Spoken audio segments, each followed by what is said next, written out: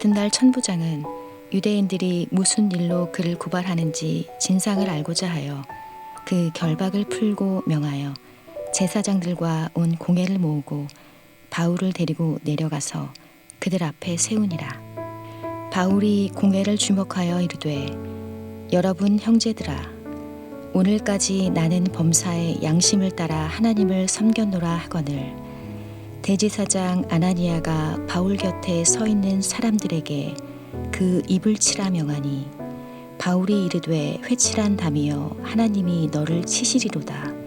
내가 나를 율법대로 심판한다고 앉아서 율법을 어기고 나를 치라 하느냐 하니, 곁에 선 사람들이 말하되 하나님의 대제사장을 내가 욕하느냐. 바울이 이르되 형제들아, 나는 그가 대제사장인 줄 알지 못하였노라. 기록하였으되 너의 백성의 관리를 비방하지 말라 하였느니라 하더라. 바울이 그 중 일부는 사두개인이요 다른 일부는 바리새인인 줄 알고 공회에서 외쳐 이르되, 여러분 형제들아, 나는 바리새인이요 또 바리새인의 아들이라. 죽은 자의 소망 곧 부활로 말미암아 내가 신문을 받노라. 그 말을 한즉 바리새인과 사두개인 사이에 다툼이 생겨 무리가 나누어지니, 이는 사두개인은 부활도 없고 천사도 없고 영도 없다 하고 바리새인은 다 있다 함이라. 크게 떠들새 바리새인 편에서 몇 서기관이 일어나 다투어 이르되, 우리가 이 사람을 보니 악한 것이 없도다. 혹 영이나 혹 천사가 그에게 말하였으면 어찌하겠느냐 하여 큰 분쟁이 생기니, 천부장은 바울이 그들에게 찢겨질까 하여 군인을 명하여 내려가 무리 가운데에서 빼앗아 가지고 영내로 들어가라 하니라. 그날 밤에 주께서 바울 곁에 서서 이르시되, 담대하라. 내가 예루살렘에서 나의 일을 증언한 것 같이 로마에서도 증언하여야 하리라 하시니라. 샬롬, 평안하십니까? 8월 17일 목요일 큐티 말씀을 함께 묵상하겠습니다. 로마 군대의 천부장은 바울을 채찍질해서 신문하려고 했지만 바울이 로마 시민권자인 것을 알고 깜짝 놀라게 됩니다. 하지만 천부장은 여기서 포기하지 않고 혼란스러운 상황의 원인이 무엇인지 확인하려고 집요하게 매달립니다. 그것은 단순한 궁금증이 아니라 폭동의 원인이 무엇이었는지를 확인하려는 차원이었습니다. 바울을 신문하는 일에 실패한 천부장은 그 다음 날 산헤드린 공의회를 소집하고 바울을 제사장들과 공회 앞에 데려왔습니다. 예수님께서 그러셨던 것처럼, 그리고 베드로와 요한이 그러했던 것처럼 바울은 공회 앞에서 주눅들지 않고 담대하게 말합니다. 사도행전 23장 1절의 말씀입니다. 바울이 공회를 주목하여 이르되, 여러분 형제들아, 오늘까지 나는 범사의 양심을 따라 하나님을 섬겼노라 하거늘. 바울은 유대인들이 고발한 것에 대해서 자신은 양심적으로 아무런 죄가 없고 율법의 기준으로 보았을 때 흠이 없다는 것을 공회 앞에서 말하고 있습니다. 이에 대제사장 아나니아는 바울이 신성모독의 죄를 범했다고 생각해서 그의 입을 치라고 명령합니다. 하지만 바울은 더욱 담대하게 그러한 명령을 내린 아나니아에게 회칠한 담이여 하나님이 너를 치시리로다 라고 대답합니다.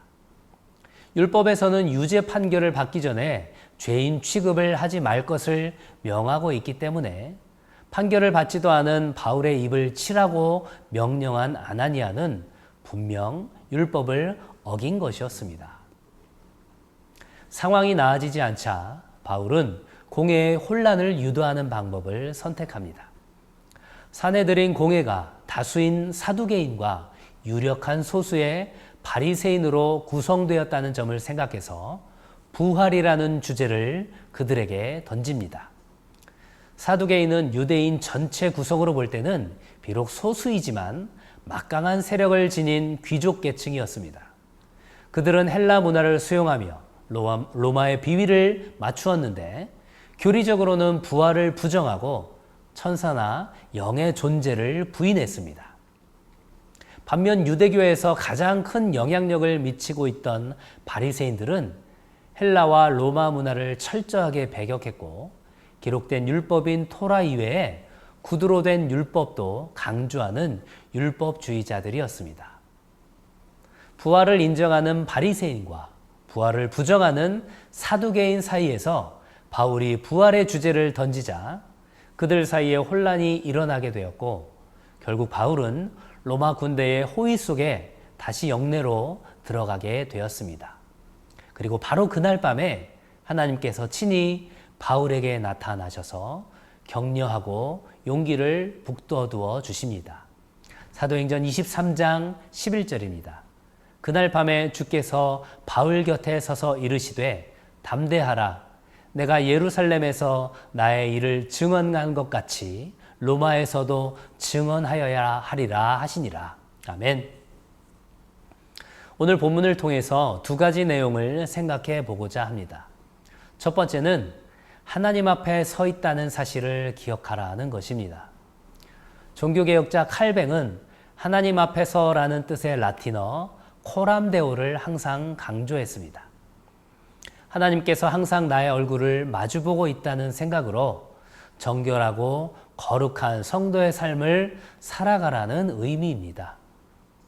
공회 앞에 서게 된 바울은 마치 하늘의 법정에 서 있는 것처럼 당당하게 하나님 앞에서 양심적으로 살아왔다고 말하고 있습니다. 시편 기자인 다윗은 내가 하나님의 눈을 피할 수 없다는 사실을 이렇게 고백하기도 했습니다. 시편 139편 7절로 8절의 말씀입니다. 내가 주의 영을 떠나 어디로 가며 주의 앞에서 어디로 피하리이까? 내가 하늘에 올라갈지라도 거기 계시며 수월에 내 자리를 펼지라도 거기 계시니이다. 아멘. 나의 심령 깊은 곳까지도 감찰하시는 하나님께서 나를 살피시고 나를 지켜보신다는 사실을 생각하며 하나님을 경외하는 마음으로 오늘 하루를 살게 되길 소망합니다. 두 번째는 위로와 격려의 하나님을 기대하라는 것입니다. 공회 앞에서 변론을 하다가 로마 군대의 호위를 받으며 다시 영내로 들어온 바울은 복잡한 심경이었을 것입니다.